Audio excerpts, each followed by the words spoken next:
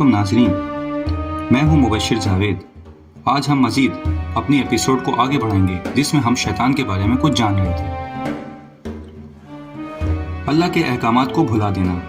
انسان جب غفلت کا شکار ہوتا ہے تو اس پر شیطان حملہ آور ہوتا ہے۔ چنانچہ ارشاد باری تعالیٰ ہے، اور جب آپ ان لوگوں کو دیکھیں جو ہماری آیات میں عیب جوئی کر رہے ہیں تو ان لوگوں سے کنارہ کش ہو جائیں یہاں تک کہ وہ کسی اور بات پہ لگ جائیں، اور اگر آپ کو شیطان بھلا دے تو یاد آنے کے بعد پھر ایسے ظالم لوگوں کے ساتھ مت بیٹھیں۔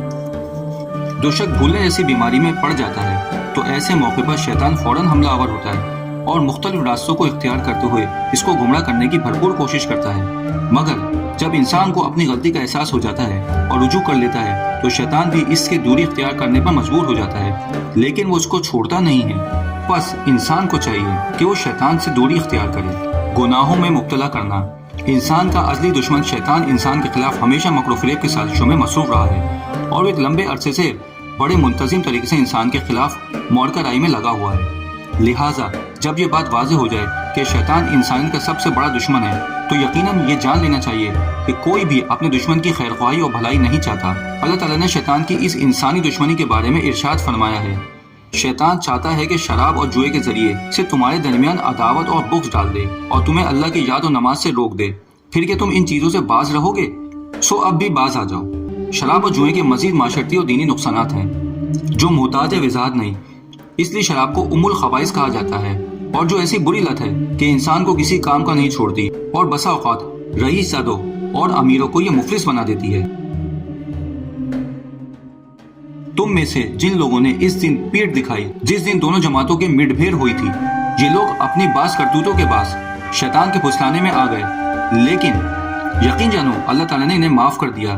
اللہ تعالیٰ بخشنے والا اور تحمل والا ہے۔ احد کے موقع پر کچھ تیر انداز صحابہ رضی اللہ تعالیٰ عنہ کو آپ صلی اللہ علیہ وآلہ وسلم نے پہاڑی پر ڈٹے رہنے کا حکم دیا۔ جب موقع ختم ہو گیا تو یہ لوگ آپ صلی اللہ علیہ وسلم کا حکم بھول گئے، چنانچہ شیطان نے ان کی اس کمزوری کا فائدہ اٹھایا اور خاموشی سے ان پر حملہ آور ہو گیا۔ اس آیت سے معلوم ہوتا ہے کہ جیسے ہی انسان کا رابطہ اللہ سے ختم ہوتا ہے، انسانی قوت کمزور پڑ جاتی ہے اور انسان کا توازن بگڑ جاتا ہے، جس کی بنا پر انسانی نفس غلطیوں کا مرکب ہو جاتا ہے اور دماغ شیطانی وسوسوں کا نشانہ بن جاتا ہے، جبکہ ادھر شیطان کو ایک راستہ مل جاتا ہے اور وہ اس کو مزید غلط کاموں کو اکساتا ہے۔ بس انسان ان گناہوں کا ارتکاب کر کے امن اور یقین کی سرحد سے دور ہوتا چلا جاتا ہے۔ عبادت و ریاضت میں خلل اندازی کرنا۔ اگر شیطان کسی کو اطاعت اور خیر کاموں سے روکنے میں کامیاب نہ ہو سکے تو ان کاموں میں خلل ڈالنے اور امور عبادت کو خراب کرنے کی کوشش کرتا ہے۔ ایک مرتبہ سیدنا عثمان بن العاص رضی اللہ تعالیٰ عنہ رسول اللہ صلی اللہ علیہ وآلہ وسلم کی خدمت میں حاضر ہوئے اور عرض کیا، اے اللہ کے رسول، شیطان میری اور میری نماز کے درمیان حائل ہو کر نماز خراب کرنے کی کوشش کرتا ہے۔ آپ صلی اللہ علیہ وآلہ وسلم نے فرمایا، وہ شیطان ہے، جب تمہیں اس کا احساس ہو تو اس سے اللہ تعالیٰ کی پناہ پکڑو اور اپنی بائیں جانب 3 مرتبہ تھوکو۔ سیدنا عثمان رضی اللہ تعالیٰ عنہ بیان کرتے ہیں، میں نے ایسا کیا تو اللہ تعالیٰ نے مجھ سے یہ چیز ختم کر دی۔ باطل کو مزین کر کے پیش کرنا۔ آدم علیہ السلام کے قصے میں بھی شیطان نے نافرمانی کو مزین کر کے پیش کیا ہے، جیسا کہ ارشاد ہے، تو دونوں نے اس درخت کا پھل کھا لیا تو ان پر ان کی شرمگاہیں ظاہر ہو گئیں اور وہ اپنے بدنوں پر بہشت کے پتے چپکاتے رہے، اور آدم نے اپنے پروردگار کے حکم کے خلاف کیا تو اپنے مطلوب سے بے راہ ہو گئے۔ پھر شیطان نے ان دونوں کے دلوں میں وسوسہ ڈالا تاکہ ان کی شرمگاہیں جو ایک دوسرے سے پوشیدہ تھیں دونوں کی روبرو بے پردہ کر دے، اور کہنے لگا کہ تمہارے رب نے تم دونوں کو اس درخت سے اور کسی سبب سے منع نہیں فرمایا مگر محض اس وجہ سے کہ تم دونوں کہیں فرشتے ہو جاؤ یا کہیں ہمیشہ زندہ رہنے والے میں سے ہو جاؤ۔ چونکہ انسانی عمر اور قوت بشری محدود ہوتی ہے، اسی وجہ سے انسان لمبی عمر، طویل اقتدار اور جستجو کرتا ہے۔ ان 2 کھڑکیوں سے شیطان انسانی نفس میں داخل ہوتا ہے اور معصیت کو مزید کر کے پیش کرتا ہے۔ چنانچہ بدر میں بھی شیطان نے مشرکین کے طرز عمل کو ان کے سامنے مزین کر کے پیش کیا، جیسا کہ ارشاد ہے، ان لوگوں جیسے نہ بنو جو اتراتے ہوئے اور لوگوں میں خود نمائی کرتے ہوئے اپنے گھروں سے چلے اور اللہ کی راہ سے روکتے تھے۔ جو کچھ وہ کر رہے ہیں اللہ اسے گھیر لینے والا ہے، جبکہ ان کے اعمال کو شیطان انہیں زینت دار دکھا رہا تھا اور کہہ رہا تھا کہ لوگوں میں سے کوئی بھی آج تم پر غالب نہیں آ سکتا، میں خود بھی تمہارا حمایتی ہوں۔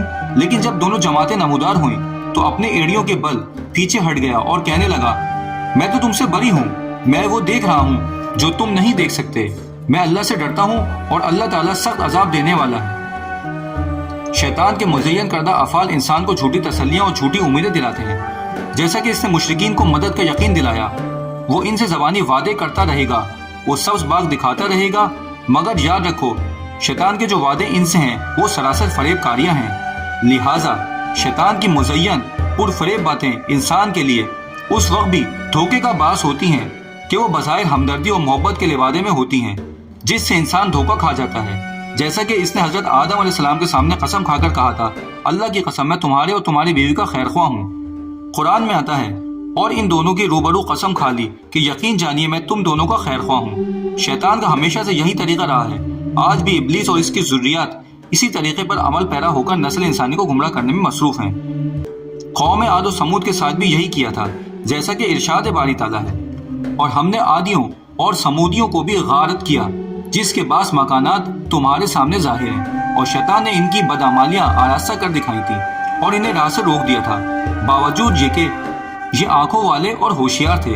यही कुछ इसने ग़ज़वा बदर के मौके पर कुरैश के साथ किया, जिसका तज़किरा आ चुका है। चुनाचा इसने कौम अक़वाम के साथ हर दौर में यही सलूक किया। इरशाद बारी ताला है, अल्लाह की कसम हमने तुझसे पहले की उम्मतों की तरफ भी अपने रसूल भेजे, लेकिन शैतान ने इनके आमाल बद इनकी निगाहों में आरास्ता कर दिए। वो शैतान आज भी इनका रफीक बना हुआ है और इनके लिए दर्दनाक अजाब है। दूसरी जगह इरशाद फरमाया, शैतान ने कहा, ऐ मेरे रब, चूंकि तूने मुझे गुमराह किया है, मुझे भी कसम है मैं भी जमीन में इनके लिए मासी को मुज़य्यन कर दूंगा और इन सबको बहकाऊंगा सिवाय तेरे मुखलिस बंदों को। इस आयत मुबारक से एक इंतहाई अहम और लतीफ़ बात मालूम होती है कि शैतान सिर्फ ज़मीन तक महदूद कर दिया गया है और बुरे अमाल को खुशनुमा पेश करके धोखा दे सकता है। वो भी इंसान के साथ कोई और बुराई का अर्तकाब की जुर्रत नहीं कर सकता। यानी कि ये नहीं हो सकता कि शैतान इंसान को गुनाह करने पर मजबूर करे। बस इंसान को चाहिए जब वो किसी बुरे अमल को खुशनुमा महसूस करे तो इसे शैतानी साजिश समझकर इसे दूरी इख्तियार करे। यही तवज्जिया हमारे नबी अलैहिस्सलाम के वाक़े से मिलती है। अबू कुशबा नमाजी से मरवी है कि नबी अलैहिस्सलाम अपने सहाबा रज़ी अल्लाह तआला अन्हु के साथ थे। फिर आप सल्लल्लाहु अलैहि वसल्लम अपने घर चले गए, फिर वापस आए और गुस्ल करके आए थे। हमने अर्ज की, या रसूलुल्लाह सल्लल्लाहु अलैहि वसल्लम कोई मसला दरपेश आया?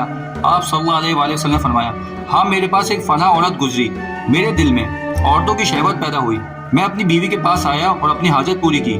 तुम भी इस तरह किया करो। तुम्हारे अमाल में सबसे ज्यादा मिसाली अमल हलाल कामों के करने के लिए यही है। औरतें चूंकि शैतान की रस्सियां हैं और शैतान बुरे अमाल खुशनुमा करके पेश करता रहता है, जिनसे शैतान के जाल में फंसने का खतरा पैदा हो जाता है। चुनाचा इससे बचने का तरीका हदीस मुबारक में बयान हुआ है। चुनाचा आप सल्लल्लाहु अलैहि वसल्लम फरमाते हैं, औरत शैतान की शक्ल में सामने आती है और शैतान की शक्ल में वापस मुड़ती है।